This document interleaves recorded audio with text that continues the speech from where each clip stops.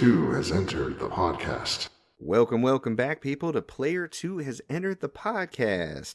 That show about video games, nerd stuff, and two friends catching up for the week.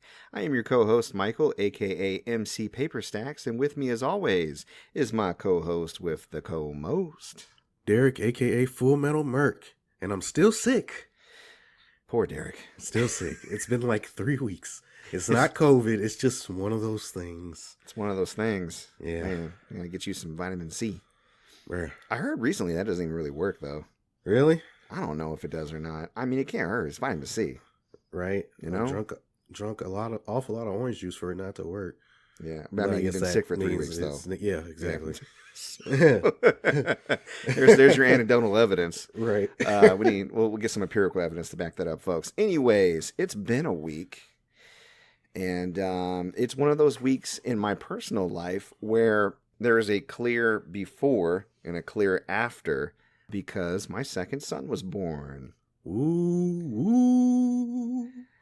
Happy birthday to you. Yeah. Happy birthday to you. Oh, yeah. On Tuesday. Happy birthday. Ooh, No. I'm so tired. I bet. My wife is graciously, while recovering from a C-section, watching our child while I record the podcast. She's a sweetheart. We've been going back and forth. We're a good team. She is an amazing woman. Yeah. We're a good team. We've been going back and forth. I let her sleep and take care of the baby. She lets me sleep, take care of the baby. And people have been really gracious and been bringing by food or sending us money to buy food so we don't have to cook, which is really nice. Because honestly, every moment of free time that I get is, do I sleep or X? So I don't get to do both anymore. Right. I will try to power through. You are sick. I am tired. Together, we are sick and tired. Oh, sick and tired of being sick and tired. Sick and tired. Anyways, speaking of tired, maybe sick. I don't know. I finally saw Matrix Resurrections. As did I. That movie sucks ass. That movie is trash. I didn't think it'd be that bad. And you know what's crazy? Like, older people that I talk to, like my mom and like just a random woman at Goodwill is like, I saw the new Matrix movie. I liked it. I was like, yeah. Oh, I haven't seen it yet, but I'll see when I see it. Oh, boy. That Keanu sure is a heartthrob. You know what's funny is I liked the beginning of it, and not liked it as an, oh, this is amazing, but like, I want to see where this is going. Yeah. The whole idea of, was it a game the whole time inside the mind of Thomas Anderson who thought he was Neo, who somehow made his world real? It was like a psychosis. Mm-hmm. Or is it, the Matrix somehow recaptured him? And we might get into light spoilers or maybe even heavy spoilers. So if you really want to see The Matrix, it should still be up on HBO Max. Maybe you skip ahead and come back later. But they had little flashes or clues in that opening where you'd see a reflection of Keanu Reeves that wasn't quite Keanu Reeves. Right. Did the same thing with Trinity. And all that gets explained later. But yeah, it just felt... it's hard for me to articulate. Soulless.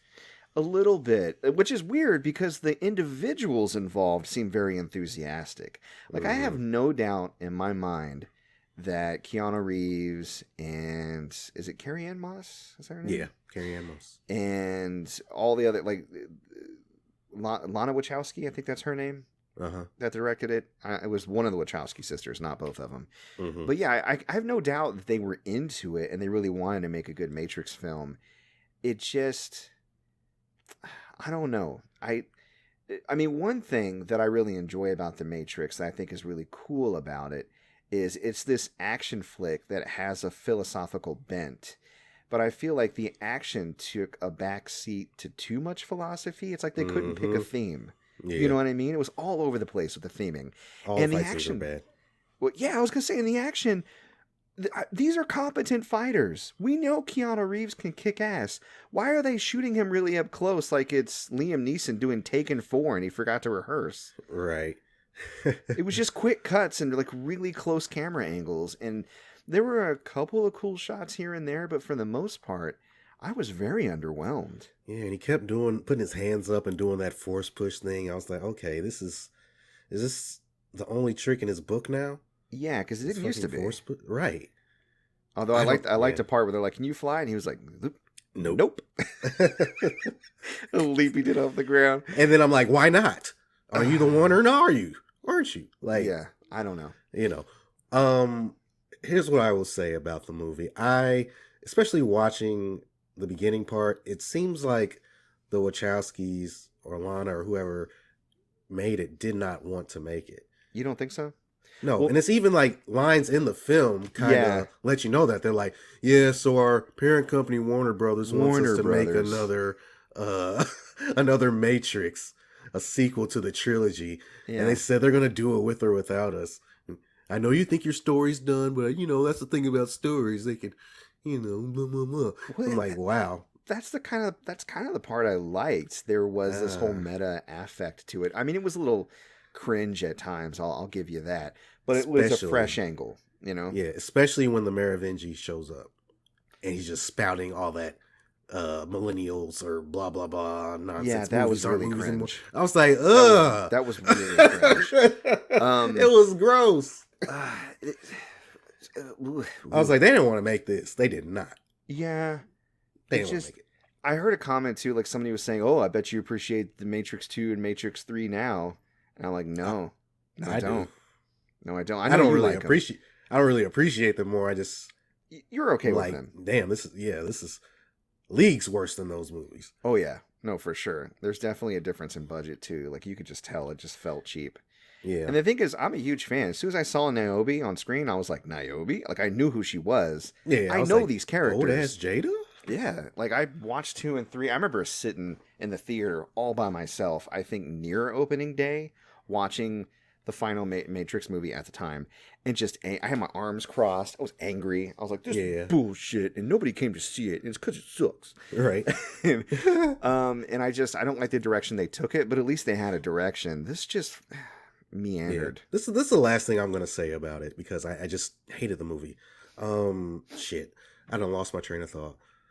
All aboard, back on Derek's train of thought. Yeah, exactly. So there's no reason for the conflict. There's literally should be no conflict. They legit in the movie say, yeah, we're not really warring anymore. Some of the machines are cool with us.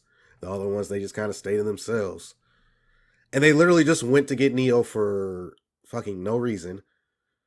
There was no reason for it. Well, he's the one. So? Yeah. Yeah, there was literally no reason. There was no conflict in this movie. You got, what's his name as the villain? Neil Patrick Harris as the villain. They called him the architect or the analyst. The analyst. That's what. But yeah, there's literally no reason for this movie, and they showed that by having there be no reason for the plot. They're just like, yeah, robots are cool with us. Some of them aren't, but we not really fucking with each other. But also, we hide from them really good now. But why are you hiding from them if they're not attacking you? Yeah, like it doesn't. Some of them are. Like, they still have. Like, you saw... That's the other thing. They didn't really seem too concerned with freeing all the people that were in the new Matrix, because you saw the crops. They're huge. There was a ton of people in there. I feel like if they had just picked one of the themes, either people... Do they want to stay in the Matrix? Do they really want a red pill? Is Tom Anderson crazy? The evolved machine, the machines warring against the machines, the good machines versus them. There's all these different themes. If they had just picked one and then put a tight ass action film around it, we would have been good. Mm-hmm. They didn't do that. Nope. They didn't do that. Moving on. Oh, well. Okay. Other thing we saw, video game related, The Witcher Season 2. You had finished it, I think, by last week, and I was almost there. I finished it while I was in the hospital hanging out with my kid. Mm-hmm. And I just had a baby in my lap, which is weird because they killed a lot of babies in the last couple of... oh, boy. I don't want to really get into it, but oh, my God. Overall, what'd you think about Witcher Season 2? I liked it. I wasn't mad at it. It kept my attention throughout. The Witcher Season 1, I found myself like on my phone a lot because I was confused. Like, I didn't know when the story was taking place or whatever. In this one, I was really interested in the monolith storyline, like what's going on with these monoliths. Yeah, if the spheres were going to reclash, or the people from the world. Yeah, okay. And I didn't know anything about like the spheres and everything from even like the game. Like I hadn't heard of. Yeah, because the conjunction of spheres is mentioned in the games, but they don't really go into detail with it. And they expound on it more in the books and obviously in the show too. They're taking liberties again, and I'm okay with it, but I feel like it's getting too up its own ass with its lore. Yeah. And it's kind of making the story a bit muddy. Again, they're picking too many things to focus on at once. And even though they're sticking with one timeline, it still feels like we're being bounced around a bit in too many different directions. So I don't know if I liked it as much as you, but I didn't hate it. It's just that even as a fan, I found it a little bit laborious to follow. And really the only saving grace for me was the tight relationship they were building with Geralt and Ciri. I thought they did a really good job with that, and I liked hanging out with the Witchers and her coming into her own and figuring out what kind of person she wanted to be. I like the action scenes and the monsters, and the effects were quite good. And I think that's the one thing that's missing from it. The thing, and again, I know everybody gets different stuff out of this story. And I was hoping for more quote-unquote monster of the week type episodes. Like what I really wanted to see was more monster hunting and fighting and information about, the monsters. And maybe a little bit more of the conjunction of the spheres stuff, because that's interesting. Yeah. It's basically, Witcher, before it was cool, The Witcher was doing multiverse bullshit. Yeah. That's what the spheres are. They're basically different worlds, right? The world they're on, humans aren't even native to. Right, elves. Yeah. That are native to that. Yeah, it's honestly, it's an allegory about colonization, to be honest. Yeah. Yeah, it is. The humans are the ultimate colonizers, man. So, yeah, no, I'm into it, and I'm here for season 3. To me, it was easier to recommend season 1 than season 2 to a non-Witcher fan. I feel like I have more caveats to go along with season 2, even though the timeline's less confusing, if that makes sense. Yeah. I don't know.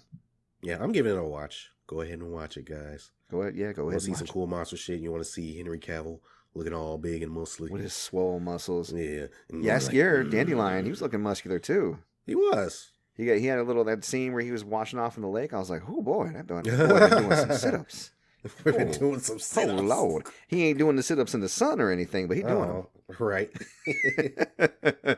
Anyways, okay. Well, let's get into what we've been playing this week. So, Derek, you've been sick. You've been not feeling good. What has been your chicken noodle soup for the soul this week? Just yesterday I started Yakuza Like a Dragon because I don't think I'm going to be able to play through Yakuza 5 and 6. Not because they aren't good games, just because that style of gameplay is just, I'm worn out. It's a lot.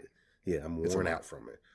From, what's that, 0, 1, 2, 3, 4, Lost Judgment, and Judgment. That's 7 games that I play with basically the exact same combat. I'm amazed you got through that far, because that is too much Yakuza. I feel like you don't want to mainline that much Yakuza at once. I did that within like 2 years, so it's like, it's great. That's a whole lot of Yakuza.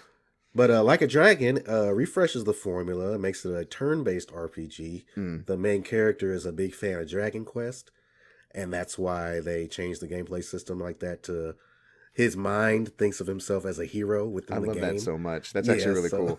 Yeah. And when you get new party members, it's like, just the party member joins music. It's like, da, da, da, da, da, da. And you're like, such and such joined your party.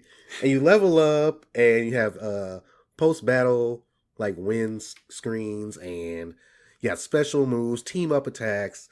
It's really dope.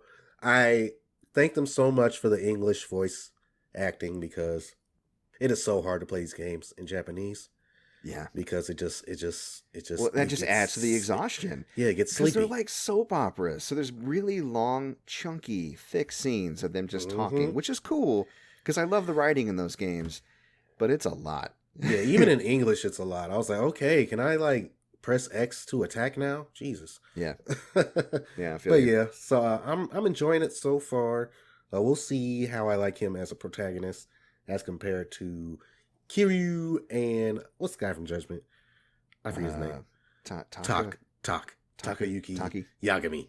Sure. There we go. Yeah, we'll see how I like him. But the main character in Like a Dragon kind of reminds me of Mugen from Samurai Champloo. I feel like they have similar hair. Yeah. You know what I mean? They do. Totally. Right on. I don't know if they act the same, but yeah, they definitely look the same in my mind.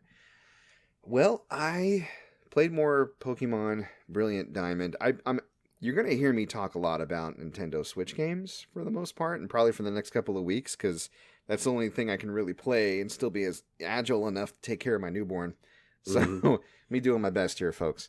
But yeah, I played Pokemon Brilliant Diamond and got all the way up through. I actually got bodied by Cynthia, the champion. Ooh, baby. She just set up with her Lucario and sweeped my entire team. And I was like, damn it. So I went back to the drawing board, and I was going to EV train, but I was looking up like the spots to EV train and stuff. And all of the EV training is just much easier in the post game. So to EV train before you beat the game is way more cumbersome. And I just got annoyed and exhausted, and I put it down. I'm going to beat the game, but I was just like, what? I like it that they made the champion harder, but here's what I would prefer. And they've done this in the past. I would like if they took the new school approach of letting the champion and the Elite Four be tough, but not like crazy tough. Mm-hmm. And then the second time you fight them, that's when they diversify their teams and use items, like, because her Pokemon have hold items and they have strategies. Yeah. Like, it's like going against somebody who plays in the metagame, and that's cool. But I was playing casually up to this point. Nothing you did with these gyms or these Randy trainers prepared me for what Cynthia was bringing to the table, and Agatha and a few of the others. Like, I was like, God, why are you guys so tough? And my Infernape is like level 75. I shouldn't have to put up with this bullshit. Right. You know what I mean? I took all them legendaries with me. I got Mew and Jirachi and really? So you still got mopped? Yeah, and I still got mopped, dude. Wow. Yeah. So, I mean, it could be considered a good thing or a bad thing, but I heard the metagame or the post game in Brilliant Diamond and Shining Pearl is pretty robust. Yeah. Especially considered, like, to say Sword and Shield, because they save that kind of for the DLC. So I'm looking forward to at least checking it out. So I'll let you know how that post game plays out. Cool. Dragon Quest Builders 2. Haven't got much further because, again, that's a console game, so I only had time to play that maybe like one day before my kid was born. But I did get to a second island and kind of started over, and was learning new recipes and stuff, and it's good. Like, just play a new recipe. I've discovered a new recipe. While I was in the hospital, I was looking for a game to play, like, to just pick up, and I realized I had never beaten Golf Story. I was like, why didn't I beat this game? I love this game. I played for like 22 hours and I never beat it. And I went in and I realized that I was locked into the last course of the entire game, and I just couldn't get a good enough score to beat the other golfers. Like, the best golfer, I think, gets a score of 0, so I need to get all par and at least one birdie, or a combination that gets me to a -1 in order to beat the game. And I can't seem to do it. And the worst part is, I never really quite understood the leveling system in that game. So when you level up, you can put points into your power. But if you do, it reduces all of your other stats. So then eventually you have to go in and increase the other stats, like your spin, your accuracy, your kind of curve, all that. But I noticed that you kind of just want to keep them level in the middle, which is what I did. And then I increased my power while trying to keep all of those level. But then I noticed I could reduce all the power points and put more points into them and actually increase my accuracy past a certain threshold. And I thought that you're supposed to do that with all the stats. So I tried that. And that made my ball, like, curve like you wouldn't believe. I was like, whoops, I put too much spin on it. So I went back to undo it. But you can only undo points you put into power, not those other stats. Stupid. So I'm locked in now with this crazy setup, making beating the game even harder. So I either have to start over completely if I ever want to beat it, or I have to somehow get past, like, this handicap I just gave myself on a course I was already struggling to beat. Yeah. That's the story of golf right there. It's a terrible, terrible story. Yeah, a sports story is going to be coming out pretty soon, and I'm going to get it because I love Golf Story, but I'm sad that I can't seem to beat it. It's my new Dark Souls. Sorry. It's rough. So we'll see. I'm not going to give up on Golf Story, but, wish me luck on that. Will do. And I played more Shin Megami Tensei 5. I think I'm going to start leaning into that. And I luckily I haven't run into a boss that killed me unexpectedly. I haven't lost a whole lot of progress in that game. I've had a few scares. There's that dragon in the sky that wants you to beat the 4 gods. Remember that side quest? Yeah. I just like dropped under a bridge and bumped into one of the 4 gods, Genbu, that turtle with the snake coming out of his tail. Yeah. And I was like, first of all, he offered for me to pay him money so he'd let me leave, right? Yeah. And I was like, I'm not doing that. But then I realized he was a boss and he got first hit on me and he was really strong. He was using like Bufula +5. I was like, oh God. Yeah. So I quickly Googled like what his weaknesses were, and then I looked at my team and I was like, maybe I could do this. And I used a combination of reducing his defense and attack, slowly chipping away with the 1 fire spell I had, and then healing as necessary. All of my first team got killed except for my main guy, of course, so I had to use his turn to bring in more people. Yeah. And I just kept putting up defense. Like, that game, more than any other game I've ever played, any other RPG I've ever played, the status effects, because he was weak to poison, I found out, which really helped. But the thing that I read on the online didn't tell me that, which would have been very helpful. But yeah, the status effects and the buffs can make or break a game. They're extremely important. They can hurt you if somebody does it against you, and they can majorly help you. I feel like, especially with Final Fantasy and some of the other like major JRPGs, even Dragon Quest, we're kind of trained to ignore those things because sometimes why do I need help. To confuse an enemy? Yeah, because most bosses are immune to like all statuses, and they always will be, and it's really ridiculous. Yeah. So yeah, those are the games I played this week, and usually right about now we get into gaming news, but we got our top games of the year, and I feel like that's pretty sizable chunk, and I want to get to it and get to editing this episode and get back to my baby. So let me just sum it up for you. Video game companies are terrible places to work. They're bad. Bungie's the most recent example, and all video game companies should be investigated because while they're probably not 100% bad, there's a lot more that we don't know that's out there. I guarantee you. Oh my God. I guarantee it. People are starting to unionize. I believe one video game company in Canada already did unionize, and that'll be the first one in North America, which is really cool. We're seeing some progress there. Gamer Friends retweets a lot of organizers and efforts and stuff like that. I've been keeping up, just by following them, which is it's been really great. So it's good to see it. I hope there's some major changes in this industry. I hope all the news coming out about Ubisoft and Blizzard Activision and Bungie and what's David Cage's studio? The Quantic Dream. Yeah, those terrible people. All the news coming out, about Crunch with Rockstar, CD Projekt Red. I hope that shakes things up enough where these employees unite and fight back against all of these large companies that are just treating them terribly. So yeah, because you don't have to take that. You don't have to take that. But let's celebrate the hard work that you have done under terrible conditions. I'm so sorry that you had to sacrifice so much for so little, but we do love and appreciate you, and I really do sincerely hope things get better for you because you're bringing us the games. And we had some great games this year. We did. So we said last week we were going to do a top 5.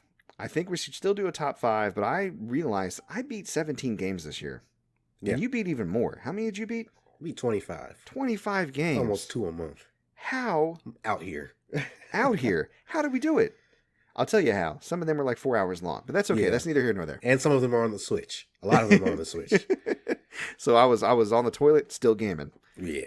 Oh yeah. I was on the train. Wasted. No time wasted. That's right. I was walking up some stairs. I tripped and I fell. Still beat the game. Delivering a baby. Still playing.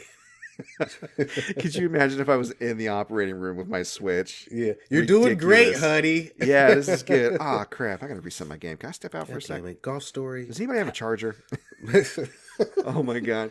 But anyways, I say we get into it, man. Top 5. You ready? I didn't share my top 5 with you. I didn't share my top 5 with you. No, you didn't. So this is going to be a surprise to us. Yeah. All right. You want to go first? Number 5? Yeah, I'll go ahead and go first. All right. Number 5. Number 5. Metroid Dread. Metroid Dread did make my top 5. Maybe some of it has to do with the fact that it's the only Metroid game 2D Metroid game that I've ever played and beaten. Mm-hmm. What can I say? The controls are just really tight and intuitive. The gameplay is just super fun to me. I didn't get lost too much in that game. Mm-hmm. The sense of accomplishment especially when you get through like an Emmy zone and you're able to get the power up to defeat the Emmy. Great. Metroid Dread, number 5. That's a terrible choice. That's a terrible game. And you're terrible for like. No, I'm just kidding. Number 5 for me, Metroid Dread. No, I'm just Metroid's not on this list. Let's be real. But no, I kid. Don't come at me, guys. Metroid's great. I'm sure I'll buy it. Anyways, for me, number 5, Resident Evil Village. Okay. Loved it. It was one of the few games in recent memory that not only did I beat, but I went back and beat again and again and again, just going for the platinum and different trophies. I don't know if I ever got the platinum on that because there's some very specific trophies, like have exactly $77,421 in your inventory at one time. I'm like, how do you... What? That's math. Get out of here. Yeah. So, but for the most part, like beating the game under 2 hours or beating it with only a knife, silly shit like that, I had so much fun doing that. And the game took on so many different flavors from when I first played through it to my last playthrough, and really took me on a roller coaster. And I really love the design of the game, how the chapters are succinctly divided under the different bosses, and how different gameplay-wise and theming that the different sections of the game were. Yeah, the castle with Lady Dimitrescu. Yeah, the fish guy. Merfish. Yeah, the Merfish guy. Yeah, Magneto. Right. Yeah, the doll lady. It's been a while, so I don't remember any of their names. Moreau, I think, was the fish guy's name. But anyways, got the little Kiwi baby. It was great. It was great. I had a great time with it. So highly recommend it. I loved it even more than Resident Evil 7, more than 6. I think it's my favorite Resident Evil game since 4, and it took a lot of cues from 4. Okay. Cool. All right. Number 4 for me is going to be Ratchet and Clank Rift Apart. I had been fiending for a new Ratchet and Clank game ever since the 2016 one. And even before then, because the 2016 one, while good, it still was kind of a retread of the original game. But I was really into the storyline that the Future series on PS3 brought forth. And Rift Apart just took it to another level with the multiverse, basically. Everything, this was a year for multiverses. For multiverses and time loops. Yeah, it's hot right now. That is crazy. Yep. But first of all, it looks beautiful. Oh, yeah. It's easily one of the top 3 best looking games on the PS5 right now. The fur looks amazing on Ratchet and Rivet. The sheen on Clank and I forget the other robot's name. But besides the graphics, the gameplay is that classic Ratchet and Clank. Don't die, Derek. You can make it, buddy. I know. I hear you over there wheezing, too. Yeah, well. It's going to be okay, buddy. It's that classic Ratchet and Clank gameplay that we all know and love from the PS2 all the way on to the glorious PS5. And they just... if it ain't broke, don't fix it. It's amazing. It tells a pretty emotional story for a Ratchet and Clank game. Yeah. Set out to be more emotional than it actually ended up being, but that's okay. Yeah, they could have done more with it, but what they did do with it, I wasn't mad at, and I can't wait for the next one. Ratchet and Clank number 4. What about you? Number 4, for me, would have to be Persona 5 Strikers. Oh, but you never saw it coming. That joke will never get old, and by never I mean it's very old. It's very old. Yes. Anyways, Persona 5 Strikers was such a surprise to me, and originally not in the greatest way, but I'm kind of glad it turned out this way because it really opened up the potential for this style of gameplay. We all thought, okay, it's going to be another Warriors/Musou game because it's made by those people. And I mean, I guess you could say at its core it is, but it's so much more than that. It is a direct sequel to Persona 5. Yep. It carries on the spirit, the style, and the characters of those games. The way that they incorporated the Musou Warriors combat into the spirit of the turn-based combat from the Persona series, including the difficulty, because you could get your ass handed to you really quickly if you weren't paying attention, but you could also consistently kick a lot of ass too if you were. So there was this balance, you know what I mean? And it wasn't like as nail-biting as, say, I don't know, Shin Megami Tensei 5. But I mean, it gave me more Persona 5, and that is not a bad thing, considering I played the Royal recently and how fun that was. And just to go back to that game again, and then right after that, I get to play, a sequel to that. Good stuff. So, can't recommend it enough for action fans. My disappointment really came from the fact that I would have been okay with a dumbed down version of Persona, just a Musou game. But what I got was, I was looking for potato chips. I got a high class dessert. I think we talked about this before. Yeah. So once I realized what I had in front of me, I started eating it a little slower, and I really enjoyed it. So that's number 4 for me. All right, number 3. Number 3 for me is going to be It Takes Two. What can we say about this game that hasn't already been said? It won Game of the Year for good reason. The gameplay is just so extremely varied and fun and never gets old. Like, the most fun I've had playing a co-op game with someone probably ever. Yeah. Like, I would agree. It's that fun. It's that intuitive. And the story isn't really all that, but it's just enough for you to get involved and enjoy that gameplay. And I don't know, that guy is just really good. And the studio is just really good at making co-op experiences.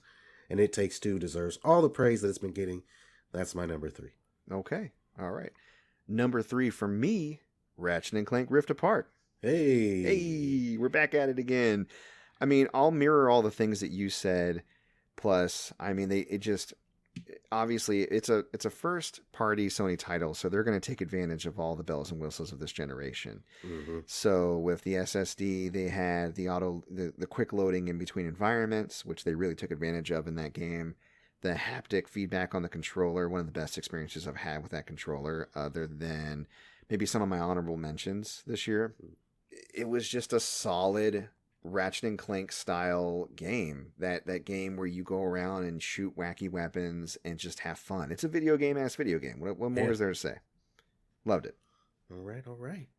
Number 2 for me. Number 2 is gonna be Tales of Arise Chicken. Oh my god.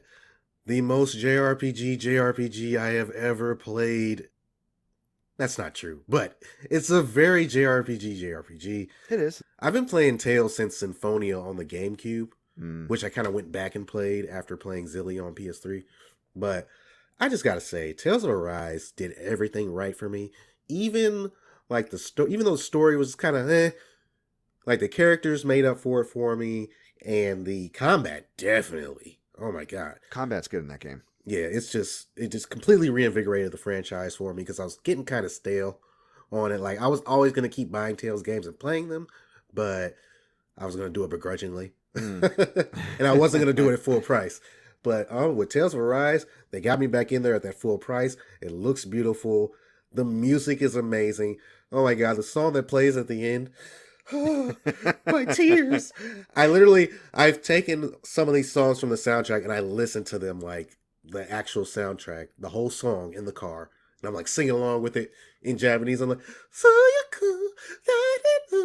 well, we gotta add that to our Player 2 is Enter the Pod playlist on Spotify, the one for RPGs. Oh yeah, for sure. We should put some songs on there if they have it on Spotify. We'll see about that. Great. Yeah, but Tales of Arise, number 2. I agree with you. I mean, everything you said I agree with. I loved Tales of Arise, and it got me to finish a Tales game, which I don't think I've ever done. So, sweet. Impressive. Loved it. I thought you were going to say it was your number 2. I was like, what? Nope, not my number 2. My number two for me is Guardians of the Galaxy. Okay. Guardians of the Galaxy, the game. It was wonderful from start to finish. Yeah. I never wanted to put it down, and I had a lot of fun with it. I feel like saying anything more than what we've already said on our recent spoiler cast. You know what I mean? Yeah. But for those who didn't listen because they haven't finished the game yet or they're on the fence about playing it, play it. Just play it. It's great. It's probably one of the best video game comic book experiences I've had maybe since Marvel's Spider-Man. Yeah. And I think that just like the level of understanding of Spider-Man that Insomniac had, and I'm really looking forward to their interpretation of Wolverine, Eidos Montreal really got Guardians of the Galaxy, and the fact that they got writers from people who actually wrote in the comics, I mean, like who'd have thunk? They put together, yeah, right. They put together a team that really understood these characters, and they stuck with a singular theme throughout, and just really nailed it. And it was very heartfelt and fun and cohesive. And again, I mean, it's rare that I'll play through a game lately, I think, just because of the fatigue and everything else I got going on in my life, where I just, I don't want to put it down. And that's what it was like to play Guardians. So that is my number 2. Number 1! All right, number 1 for me is going to be Guardians of the Galaxy. Hey. You knew it was coming. You knew it was going to be on the list. You knew it. Oh, my God. Everything that you said, plus anytime a game that can make me cry multiple times, that's always going to be high up on the list.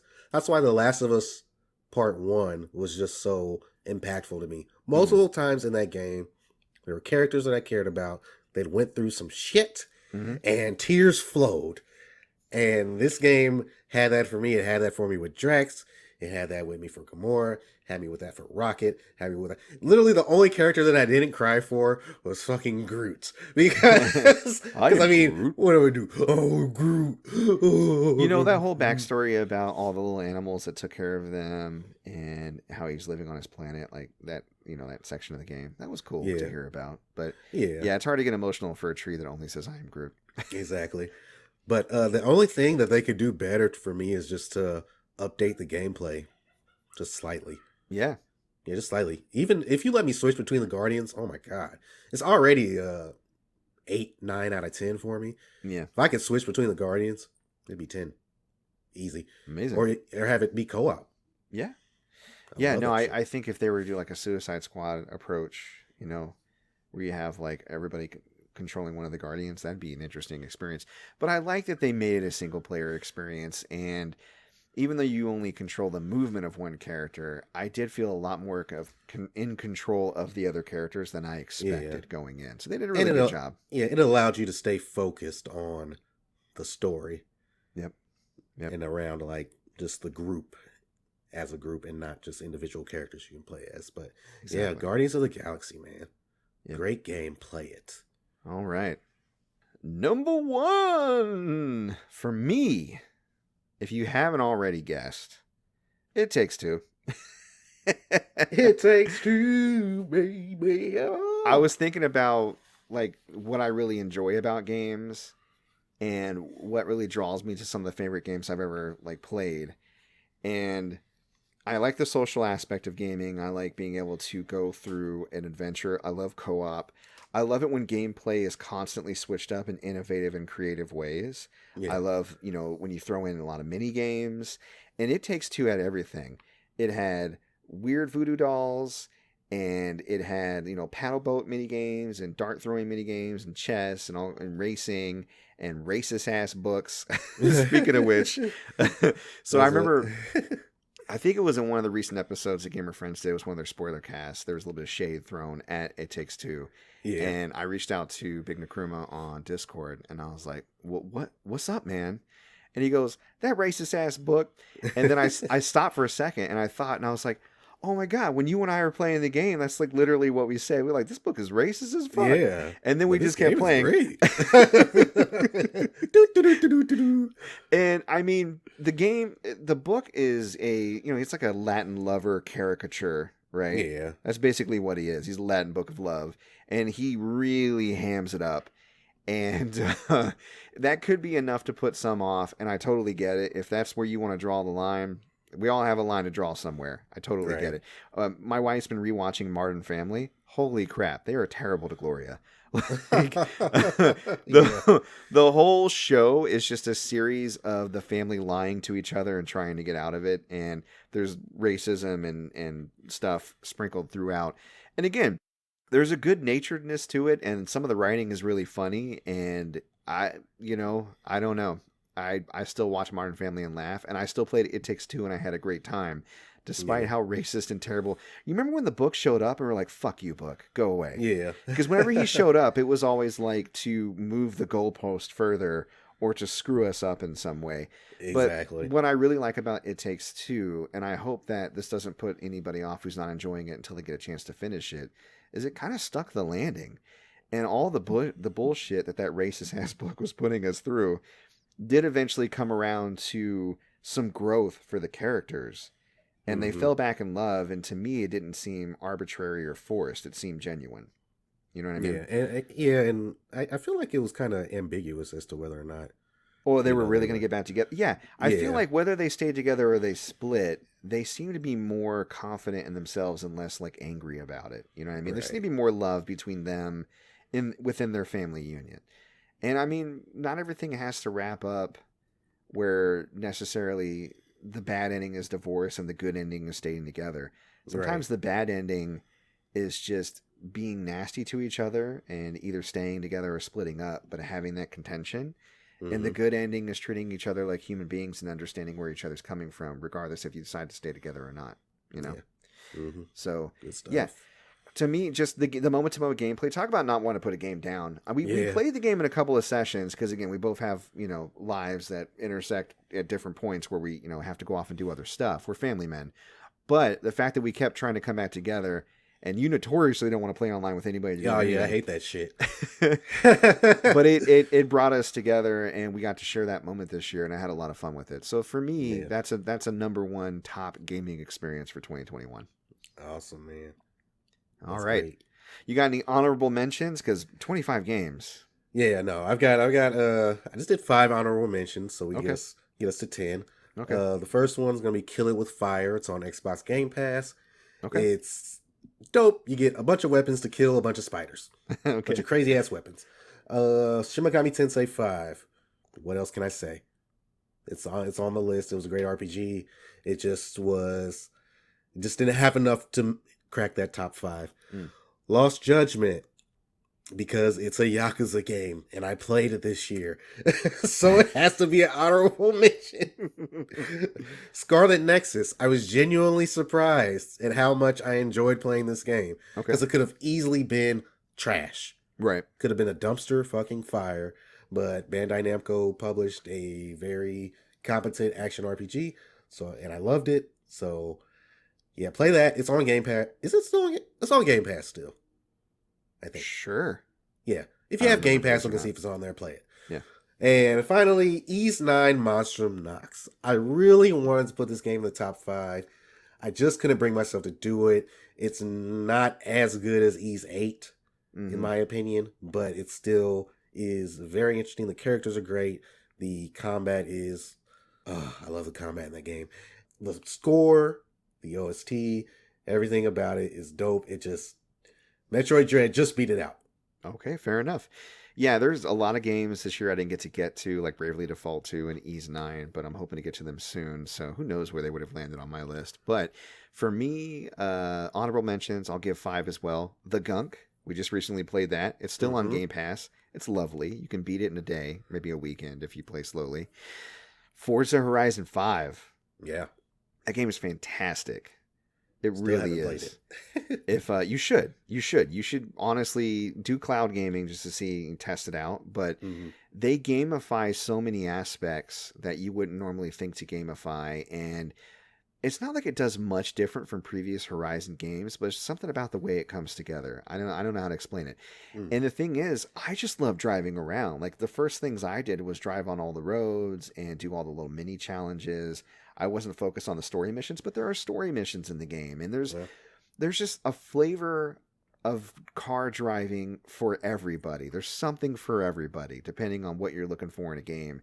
And the driving itself, the sound design, the environments, everything comes together with the sole purpose of you having fun, and it knocks it out of the park on every front. I have never played a racing game that I think I've had more fun with than Forza Horizon 5, so huge props to the development team and Microsoft for pulling that one together. So, nice. Bowser's Fury. Yeah. A short but sweet experience. Loved it from start to finish. 100%ed that this year, and it came out, like, I think in January, so way back. Yeah. But loved it. Loved it, and I hope that's a precursor to more Odyssey. I want to see more of it. So, Returnal. Wow. Mm-hmm. Another game that took, full advantage of the PS5 and the haptic controller. One of those time loop games, kind of like Deathloop, which could have made honorable mentions if I had played more of it. I just didn't have enough time, man. Yeah. Just didn't have enough time. But no, Returnal is fantastic. I love the dark Lovecraftian vibe, the alien world, the story that you have to slowly kind of uncover piece by piece. It's very haunting, and there's parts of that game that still stick with me to this day, even though I haven't played it in half a year. So, and then Tales of Arise. Tales of Arise just missed the top 5 spot. You know what I mean? Oh, man, yeah. I know. And again, on a different day, maybe it would have made the top 5 because I agree with everything that you said earlier. Love that game. So I'm so glad. I'm so happy. You made me the happiest man.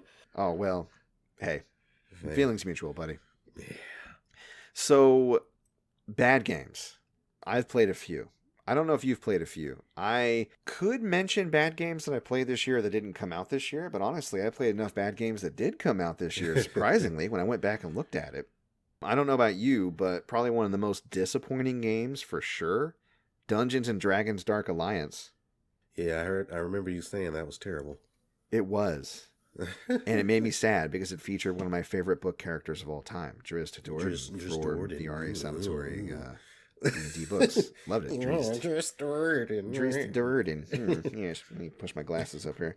But no, I mean, those books are amazing. They really are. They're very deep and they're very heartfelt and thoughtful, and they speak a lot about isolation and family and race and culture. And I mean, there's so much there. There's such a human element to that character and his life that will stay with me forever.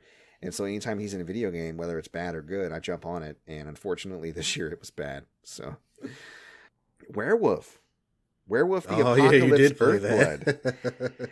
It's a game where you play as a fucking werewolf and you're an eco-terrorist. How could this not be good? You're basically blowing up corporations and stopping people from harming Mother Earth, and they fucked it up. It's just bland, and I feel like it's the skeleton over what could be a great game, and it just didn't either have enough time or enough money. I don't know which it was. You can get it for crazy cheap if you're interested in the type of game that it is, and I think if you have a chance to play it for free or super cheap, it's worth checking out. But man, did it lose steam very quickly. So, damn, unfortunate. The last disappointing game I can think of that I played this year, it was sad. Definitive Edition Trilogy. Grand Theft Auto. Yeah. San Andreas was on Game Pass, so I got to, and thank goodness. Right. I might actually purchase that shit. Yeah. Without like seeing the reviews. I trusted them for some weird reason.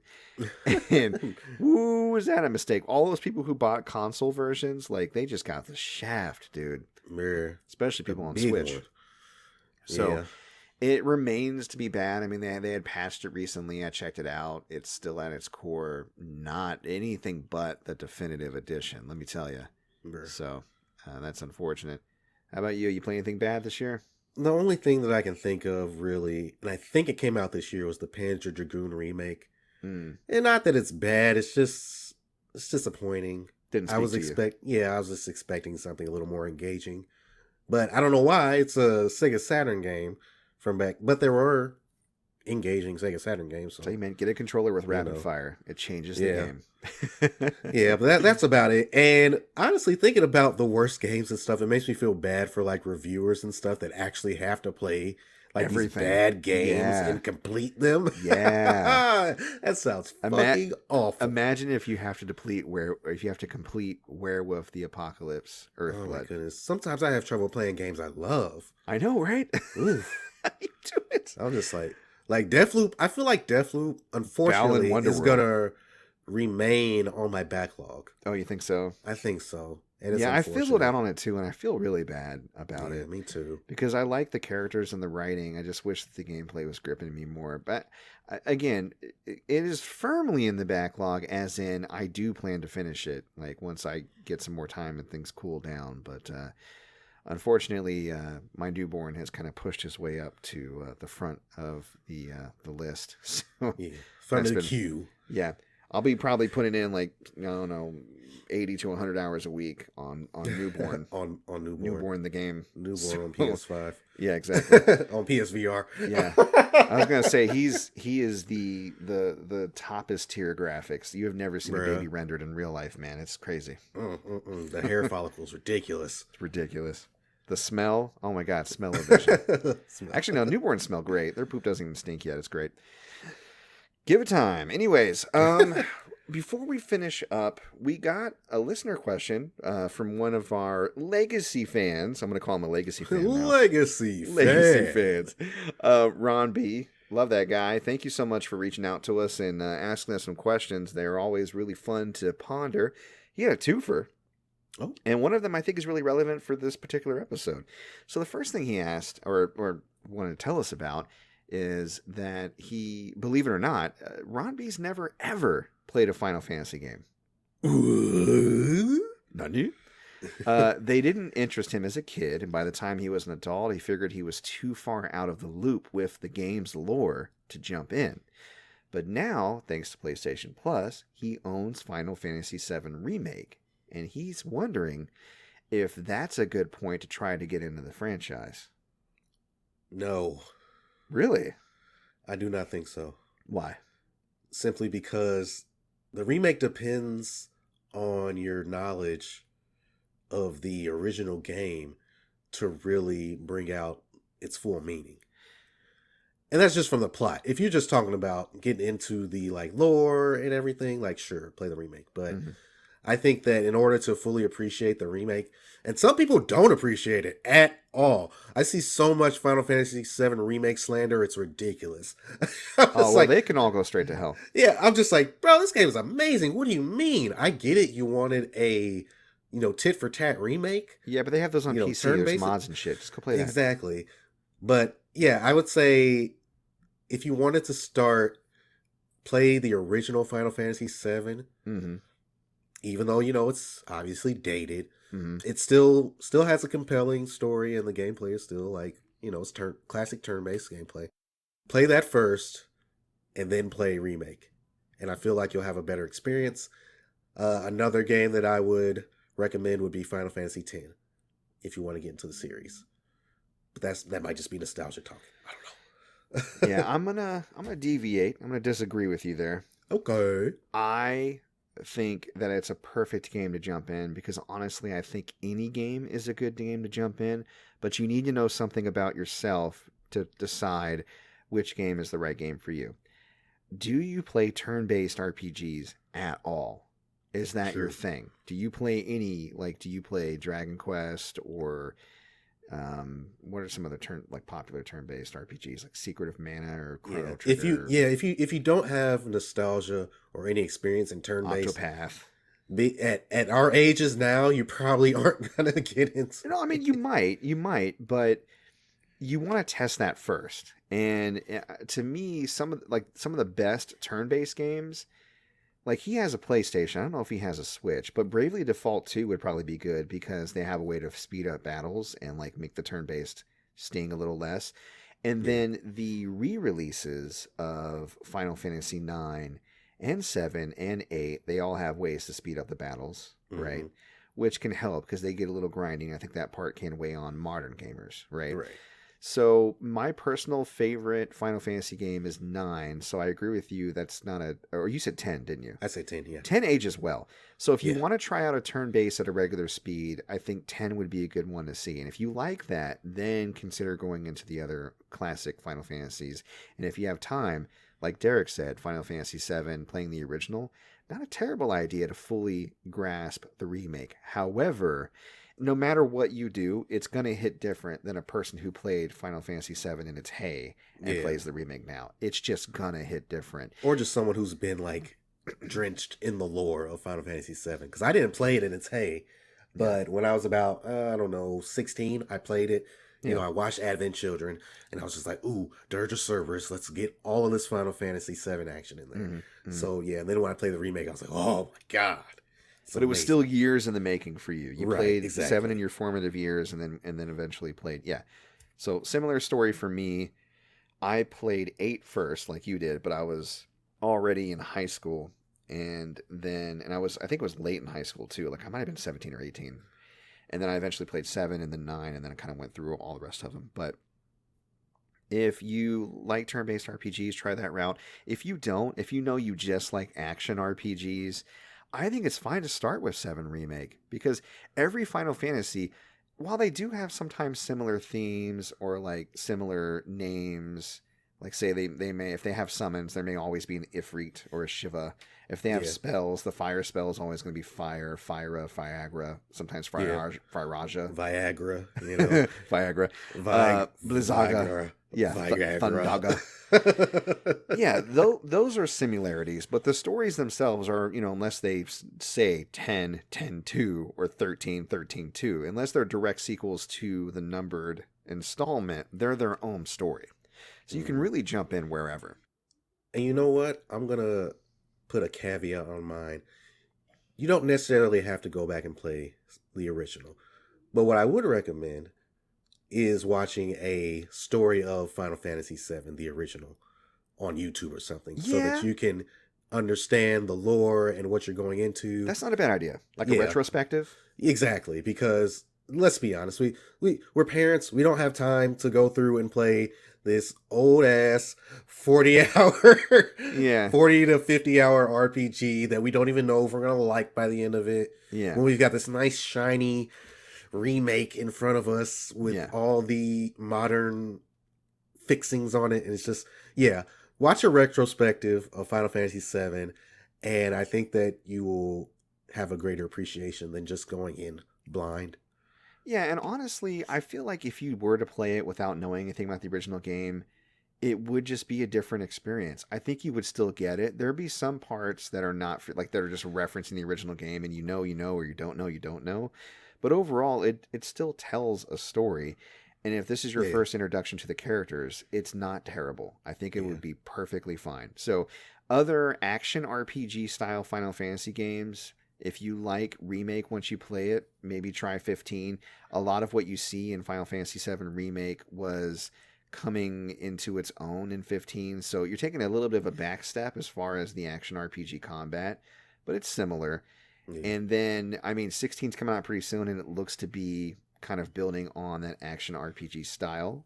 Yeah. And then if you like MMOs, or you like the style of gameplay where you kind of run around and just fight enemies in the field rather than going to a battle screen, Final Fantasy XII, the Zodiac Age, it's been released on everything. That might not be a bad place to start as well. So don't worry about continuity or story. You can jump into any old Final Fantasy you want to. What you really need to understand is what type of gameplay speaks to you. Yeah. That just leads to a conversation about the consumption of media.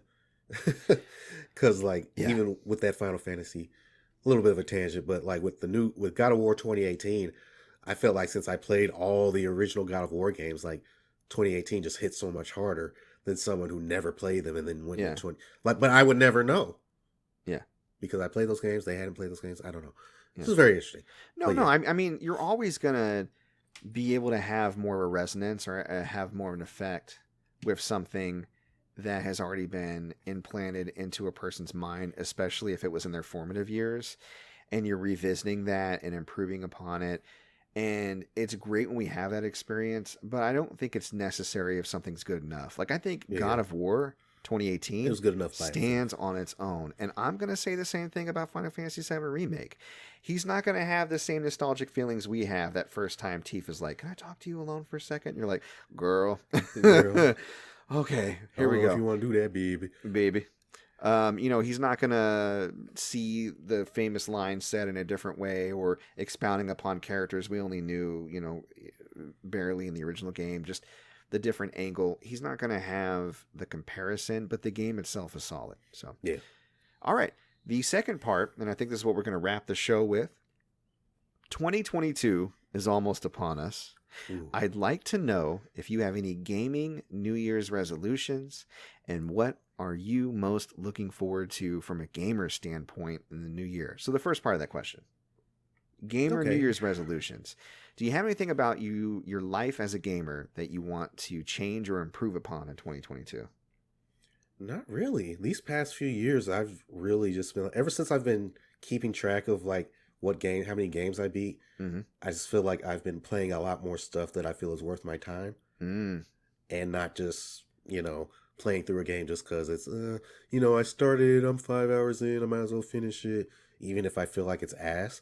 I don't want to do that anymore. Good advice for other folks then out there. Exactly. Right? Yeah, I don't. If you don't like a game.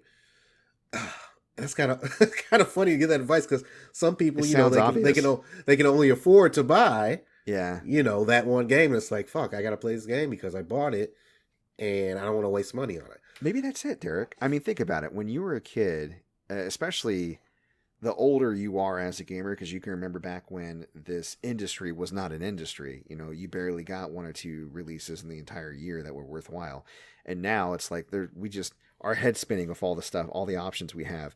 Yeah. But you learned very quickly on when you're young and you have little access to resources that a purchase made without, the proper information, or if you just buy the wrong game, you're kind of stuck with it. Yeah. I mean, sometimes you can return it, but that can be a whole song and dance. And eventually you just kind of, you have what you have and you play it. Right. Mm-hmm. And then so that becomes your mindset and the way that you approach games. But then when you get older and you have those options and you have less time, your time becomes precious. So you learn it sooner or later, hopefully sooner than later, that you have to change your play habits. You have to go, no, I'm not going to play this just because I got it because it sucks. I'm going to move on to something I actually like. You know what I mean? I'm going to utilize my time better as a gamer. So that's great advice, I think. Yeah. I agree with you though. I don't have any gaming New Year's resolutions either. I think I do want to keep better track of the games I've beaten because I had to go back and look at achievements and stuff in order to figure out. And I almost forgot to even mention the games I borrowed from you this year because they weren't there were 3 games. And I don't even want to say what they are because it's embarrassing that I forgot them somehow. But they weren't on Xbox achievements and they weren't in my little physical game tracker. So I just forgot that I played and beat them. Damn.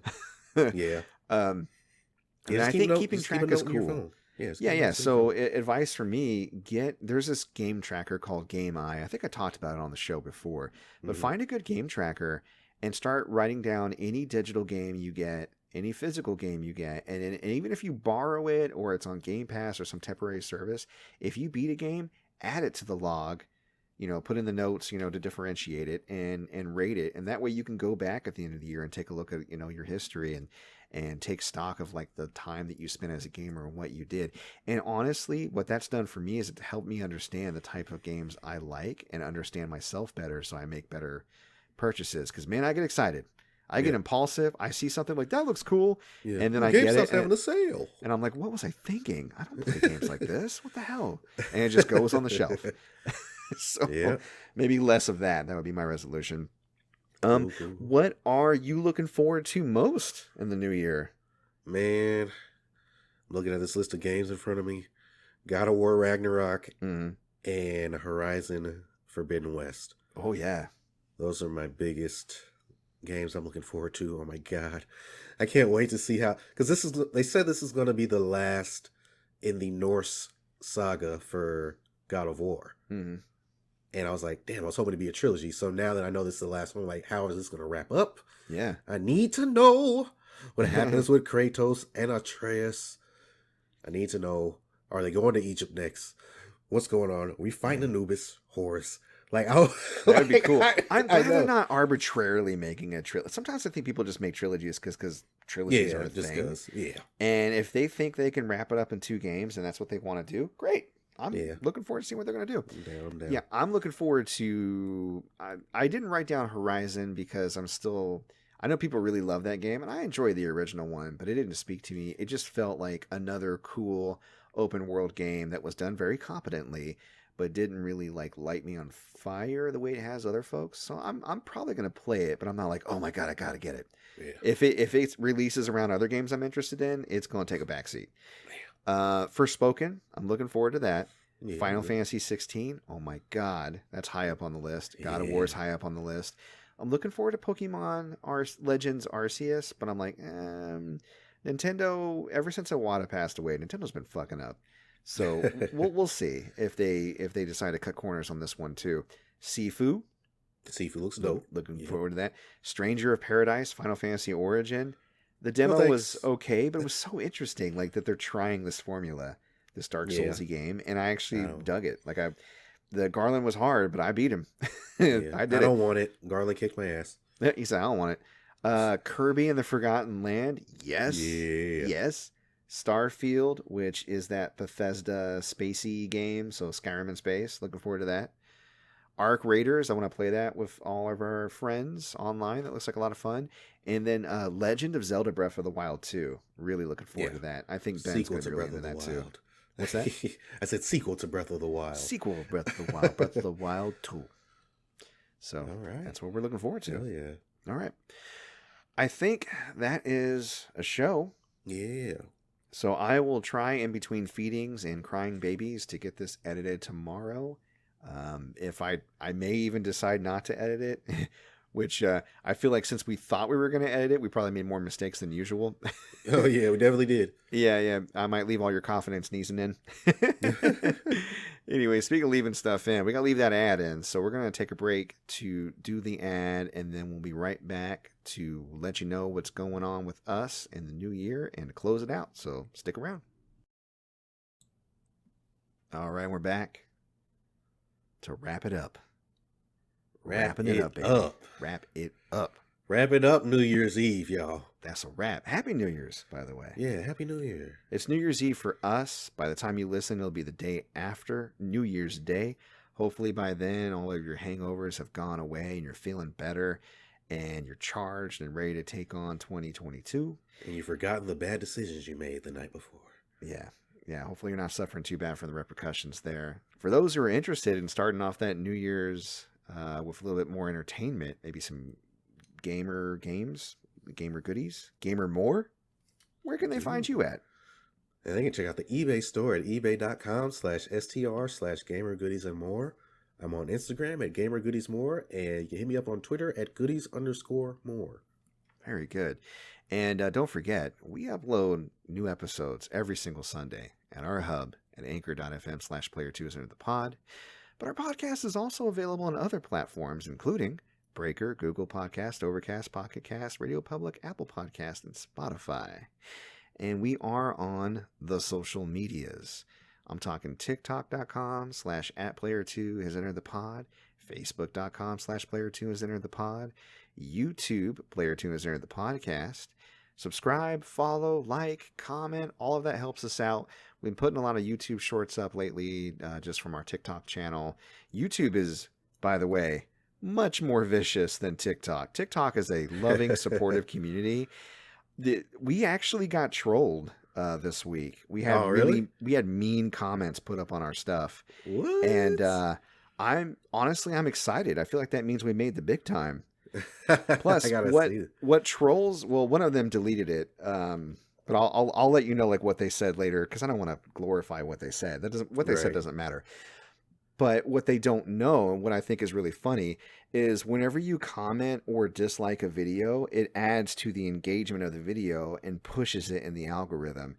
Right. So if you want to be a dickhead and say something mean, please, by all means, troll the shit out of us, because A, we don't care, and B, you're helping us.